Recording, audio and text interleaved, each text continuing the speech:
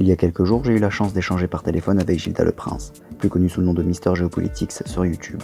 Gilda a réalisé de nombreux reportages et par conséquent connaît bien le monde du journalisme. Il suffit d'aller faire un tour sur sa chaîne YouTube pour s'en rendre compte. Je précise bien que Gilda n'est pas journaliste professionnel mais agit en tant qu'indépendant. Gilda connaît bien Charles Villa, le grand reporter pour le Média Brut. Ils sont allés ensemble sur différents terrains, comme par exemple au Mexique, pour traiter de différentes problématiques. À travers notre longue discussion, Gilda a donc été en mesure de nous fournir beaucoup d'informations sur le métier de journaliste. Le métier de journaliste est extrêmement vaste. Gilda m'a fait remarquer que les grands reporters, les reportages de guerre et autres, ne représentent qu'une minorité dans ce métier. Le métier de journaliste se partage entre les journalistes indépendants et les journalistes salariés. D'un côté, ceux avec une grande liberté artistique mais peu de moyens financiers étant donné qu'ils s'autofinancent, et de l'autre, ceux réalisant des reportages pour une rédaction, qui sont donc employés et possèdent plus de moyens financiers, mais une liberté artistique plutôt restreinte. Évidemment, cette liberté artistique diffère selon le média pour lequel le journaliste opère. T'as des journalistes indépendants qui travaillent en freelance et qui du coup bossent un coup parce qu'ils ont vendu un reportage pour un média, après ils font des piges pour un autre. Donc ces gens-là, ces pigistes-là, à partir du moment où ils ont le budget comme moi, ils peuvent, s'ils le veulent, rester 2 mois dans un pays et parce que du coup si ça leur permet de faire un reportage encore plus béton, peut-être qu'ils le vendront mieux derrière. Ce que j'ai compris à travers notre discussion, c'est que le métier de journaliste ou reporter est un métier où l'apprentissage n'est jamais terminé. On a beau avoir la meilleure formation académique et intellectuelle, le fait d'aller sur le terrain et de rencontrer diverses personnes nous prouve qu'il y a énormément à découvrir dans le monde. Il y a aussi cette facette du métier qui permet d'expérimenter certains phénomènes que l'on ne connaît seulement qu'à travers les livres scolaires ou des écrans. L'extrême pauvreté par exemple est un sujet sur lequel nous sommes tous plus ou moins sensibilisés. Mais avoir l'occasion de la ressentir, de l'observer, n'est donné qu'à certains journalistes. Et je pense que je me suis rendu compte, notamment avec Charles, là, quand on a passé plusieurs jours dans un village avec des narcotrafiquants qui vivent vraiment ils vivent sous le seuil de pauvreté, et de passer plusieurs jours avec eux dans les champs, de voir comment ils produisent de la drogue, comment est-ce que tout ça. Tu te rends compte à quel point la pauvreté, c'est une souffrance, mais atroce. C'est une souffrance très très profonde. Je sais pas comment dire, mais quand tu les vis personnellement, ça te prend beaucoup plus au trip, même si tu savais que la pauvreté, bah oui, ça fait mal.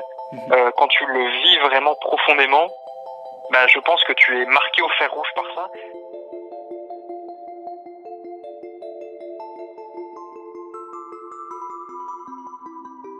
Le sujet, je pense que sur l'espionnage, sur la DGSE, sur les renseignements, je pense que j'ai vraiment pris conscience que la réalité politique était très violente, c'est-à-dire que si tu veux vraiment être pragmatique, lorsque tu arrives dans certaines sphères de pouvoir, tu peux pas être mou. Et j'ai découvert tout simplement que quand tu arrives dans les hautes sphères de pouvoir, faut savoir se battre, il faut savoir se défendre, il faut savoir se protéger, parce que chaque pays essaye d'être meilleur que les autres, parce que chaque pays essaye de survivre. Ça va être une claque, parce que même si tu t'en doutes, quand tu l'entends de la bouche d'un espion, tu vois, ça t'éveille un peu plus.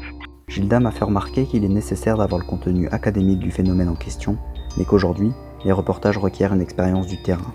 Ces deux approches semblent donc complémentaires dans le journalisme moderne.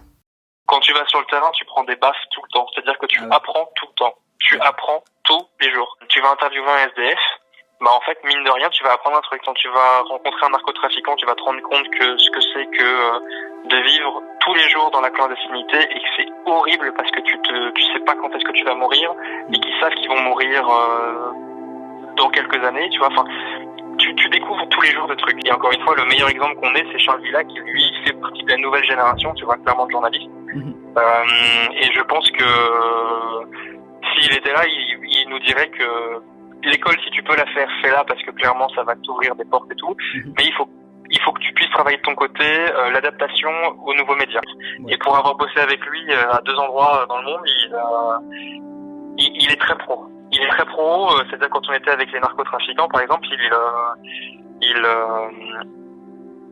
a une approche où tu sens qu'en fait il l'a déjà vécu avant. Je sais pas comment dire, c'est-à-dire qu'il arrive et il demande au traducteur avant, écoute, je veux bien que tu dises à cette personne-là que voilà, mon rôle c'est de mettre en avant tel sujet, je ne veux pas porter préjudice à cette personne-là, tu peux la remercier de m'avoir accepté. Enfin, tu vois, il a toute une approche très humaine qui, je pense, tu ne peux l'avoir que lorsque tu as fait plusieurs fois du terrain.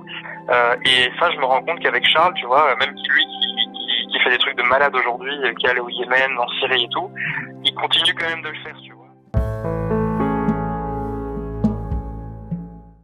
Gilda est animée par une certaine passion quant à la réalisation de ses reportages. C'est une facette de ce métier qui est primordiale. Le métier de journaliste permet de vivre beaucoup de choses et de rencontrer des personnes formidables. Seulement, comme tous les métiers, il existe des effets secondaires. Certains phénomènes peuvent effrayer et remettre en question une vie qui semble être parfois trop facile pour ceux qui ne sont pas dans de telles conditions. Tu vois des trucs qui sont durs, que voilà. Mais Charles, lui, il est au-dessus de tout le monde. Il a vu des trucs qui sont hardcore. Enfin, vraiment, j'arrive pas à la cheville sur ça, on va dire. Le fait de voir des choses un peu dures et de revenir dans une vie normale, bah tu peux, un peu comme des militaires, tu vois, tu peux revenir avec des choses qui te hantent un peu. C'est un travers dans lequel je suis tombé et dans lequel je pense qu'il faut s'y préparer quand tu fais sur le sujet. Il faut t'attendre à réaccepter des choses simples. Je sais pas comment dire, mais accepter que des gens aient le droit, tout à fait, de kiffer en boîte de nuit et de penser à rien d'autre que ça. Moi, je sais que j'ai eu une période où ça a été compliqué à gérer parce que j'arrivais pas à prendre du recul sur ça. Et ça, je pense que c'est quelque chose qui peut te grignoter à petit feu, tu vois. Bon, je vais donner un exemple qui est vraiment extrême, hein, parce que ça arrive pas tous les 4 matins, ni pour Charles, ni pour moi. Ouais. Mais quand tu parles et que tu serres la main et que tu rigoles avec un tueur à gages qui a tué 200 fois des gens dans la rue avec un couteau, qui a buté des gens en leur tirant dans la tête et tout, le mec, c'est un putain de sanguinaire et il nous faisait froid dans le dos, je te promets, il avait une gueule. Ah ouais. Le gars, t'avais pas du tout envie de te retrouver face à lui dans une rue. Le mec, il était tout mince, tout petit et tout, mais tu sentais qu'il n'avait pas de limite. C'est-à-dire que quelqu'un lui dit, tiens, je te passe 50 €, tu tues ce gars-là, il allait le tuer, quoi. Et pourtant, on se retrouvait, parce qu'il fallait l'interviewer, il fallait le mettre à l'aise, parce que tu vois, il pouvait ne pas être à l'aise face à une caméra. Le mec, il est à l'aise pour tuer des gens, mais pas pour parler face à une caméra, tu vois. Enfin, et du coup, moi, je commençais à faire un peu des petites blagues, tu vois, ou des petits trucs, et tu te dis, je suis en train de blaguer avec un mec qui a tué des gens et tout. Enfin, et Charles m'a dit la même chose. Il m'a dit, j'ai interviewé des mecs de Daesh qui ont tué des gens. Il dit, toi, en tant que journaliste, quand tu fais ton interview, t'es face à un humain, t'es face à quelqu'un qui a un père, une mère, qui a des frères et sœurs, qui vit comme tout le monde, qui va aux toilettes comme tout le monde. Enfin, je veux dire, c'est pas des gens différents, c'est des humains.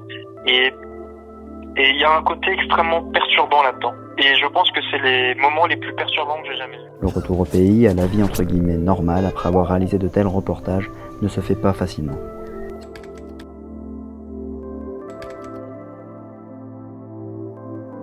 Le film Netflix retrace les traumatismes psychologiques que de grands reporters ont subis et qui les hantent encore. Cet aspect d'incompréhension de la part des autres ainsi que le sentiment illégitime d'être privilégié sont frappants et seraient intéressants à étudier.